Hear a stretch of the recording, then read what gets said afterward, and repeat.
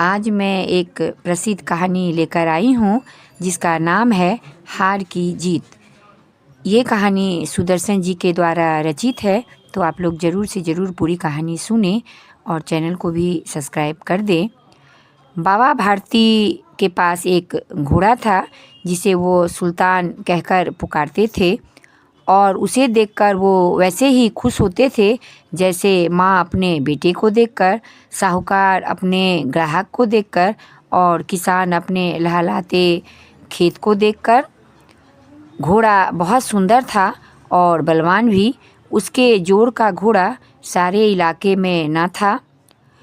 बाबा भारती उसे अपने हाथों से दाना खिलाते और उसे देख देख कर प्रसन्न होते थे। उन्होंने अपना सब कुछ छोड़ दिया था, रुपया, ज़मीन, सब कुछ। अब वे गांव से बाहर छोटे से मंदिर में रहते और भगवान का भजन करते थे, परंतु सुल्तान से बिछड़ने की वेदना उनके लिए असहनीय थी। वे उसकी चाल पर लट्टू थे। कहते थे, ऐसा चलता है जैसे मोर घन घटा देखकर नाच रहा हो।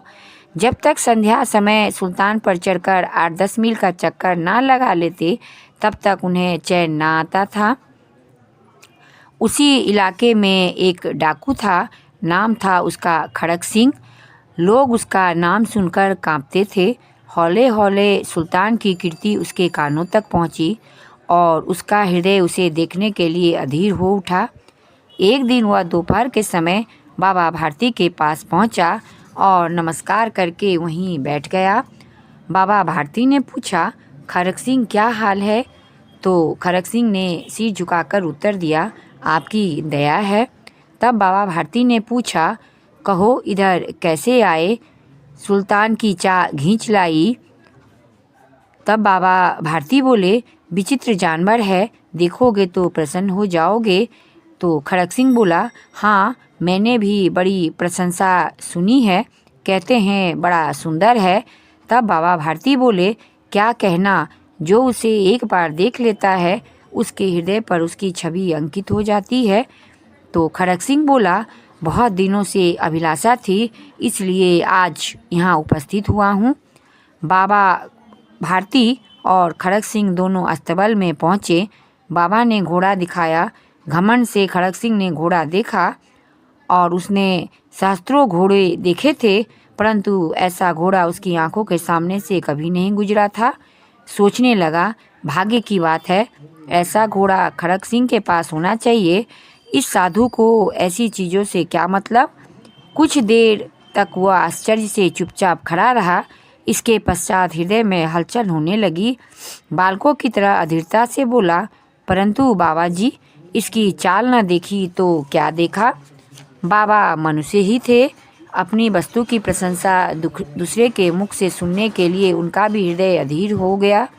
घोड़े को खोलकर बाहर लाए और उसकी पीठ पर हाथ फिरने लगे। एकाएक उचक कर सवार हो गए। घोड़ा वायु वेग से उड़ने लगा। उसकी चाल देखकर खड़क सिंह के हृदय पर सांप लौट गया। वह डाकू था और उसे जो वस्तु पसंद आ जाए उस पर उसका अपना अधिकार समझता था। उसके पास बाहुबल था, रुपया भी था और आदमी भी थे। जाते जाते वह बोला, बाबा जी, मैं यह घोड़ा आपके पास ना रहने दूंगा, देख लेना। बाबा भारती डर गए। अब उन्हें रात में नींद न आती। सारी रात अस्तबल की रखवाली में कटने लगी। प्रति क्षण खड़क सिंह का डर लगा रहता, परंतु कई मास बीत गए और वह ना आया। यहाँ तक कि बाबा भारती भी अब लापरवाह हो गए और इस बात को स्वप्न की तरह मिथ्या समझने लगे। उन्हें लग रहा था कि अब खड़क सिंह नहीं आएगा, शायद उसने मजाक में ये बात कही हो। संध्या का समय था। बाबा भारती सुल्तान की पीठ पर सवार होकर घूमने जा रहे थे। इस समय उनकी आंखों में चमक थी, मुख पर प्रसन्नता थी। कभी घोड़े का शरीर देखते, कभी उसके रंग और मन में फूले न समाते थे। सहसा एक ओर से आवाज़ आई, ओ बाबा, इस कंगले की बात तो सुनते जाना। आवाज़ में करुणा थी। बाबा ने घोड़े को थाम लिया।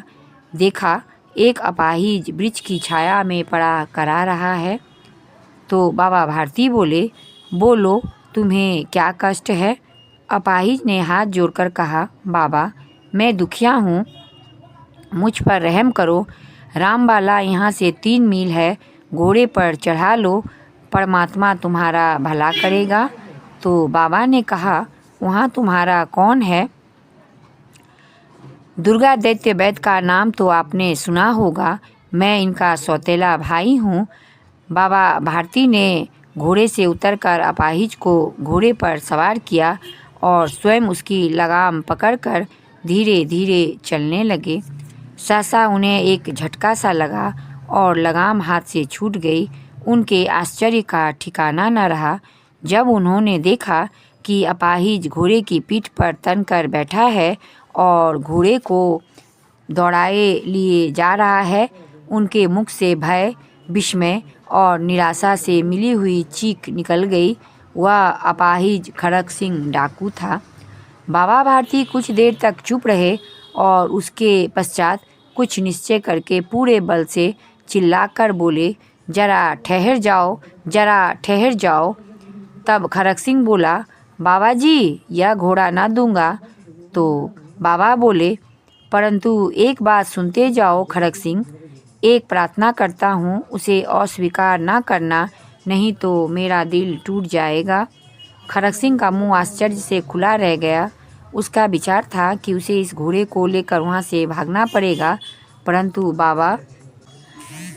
बाबा भारती ने स्वयं उससे कहा कि घटना को किसी के सामने प्रकट न करना, इससे क्या प्रयोजन सिद्ध हो सकता है। खड़क सिंह ने बहुत सोचा, बहुत सिर मारा, परंतु कुछ समझ न सका। हार कर उसने अपनी आंखें बाबा भारती के मुख पर गड़ा दी और पूछा, बाबा आपको क्या डर है। बाबा भारती ने उत्तर दिया, लोगों को इस घटना का पता लग गया तो वे किसी गरीब पर विश्वास ना करेंगे। और यह कहते कहते उन्होंने सुल्तान की ओर से इस तरह मुंह मोड़ लिया जैसे उनका उससे कोई संबंध ही नहीं था। बाबा भारती चले गए, परंतु उनके शब्द खड़क सिंह के कानों में उसी प्रकार गूंज रहे थे। सोचता था, कैसे ऊंचे विचार हैं, कैसा पवित्र भाव है। उन्हें घोड़े से प्रेम था। इसे देखकर उनका मुख फूल की नाई खिल जाता था। कहते थे, इसके बिना मैं रह ना सकूँगा। इसकी रखवाली में वे कई रात सोए नहीं, भजन भक्ति ना कर रखवाली करते रहे, परंतु आज उनके मुख पर दुख की रेखा तक न दिखाई पड़ती थी। उन्हें केवल यह ख्याल था कि कहीं लोग गरीब पर विश्वास करना न छोड़ दे। ऐसा मनुष्य नहीं देवता हैं। इस समय उसकी आंखों में नेकी के आंसू थे और रात्रि के अंधकार में खड़क सिंह बाबा भारती के मंदिर में पहुंचा। चारों ओर सन्नाटा था। आकाश में तारे टिमटिमा रहे थे। थोड़ी दूर गांव के कुत्ते भौंकते रहे। मंदिर के अंदर कोई शब्द सुनाई न देता था। खड़क सिंह सुल्तान की लगाम पकड़े हुए था। धीरे धीरे वह अस्तबल के फाटक पर पहुंचा। फाटक का चौखट खुला था। किसी समय वहाँ बाबा भारती स्वयं लाठी लेकर पहरा देते थे, परंतु आज उन्हें किसी चोरी या डाके का भय न था। खड़क सिंह ने आगे बढ़कर सुल्तान को उसके स्थान पर बांध दिया और बाहर निकलकर सावधानी से फाटक बंद कर दिया।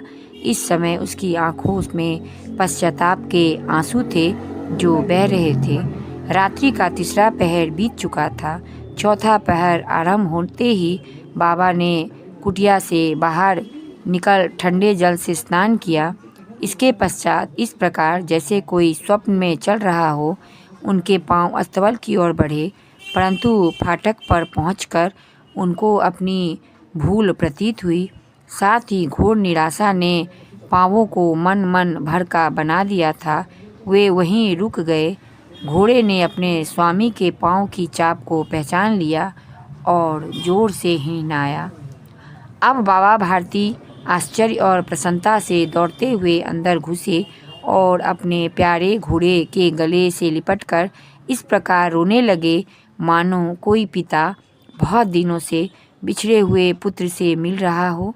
बार बार उनकी पीठ पर हाथ फेरते बार बार उसके मुख पर थपकियां देते। फिर वे संतोष से बोले, अब कोई गरीब की सहायता से मुंह न मोड़ेगा।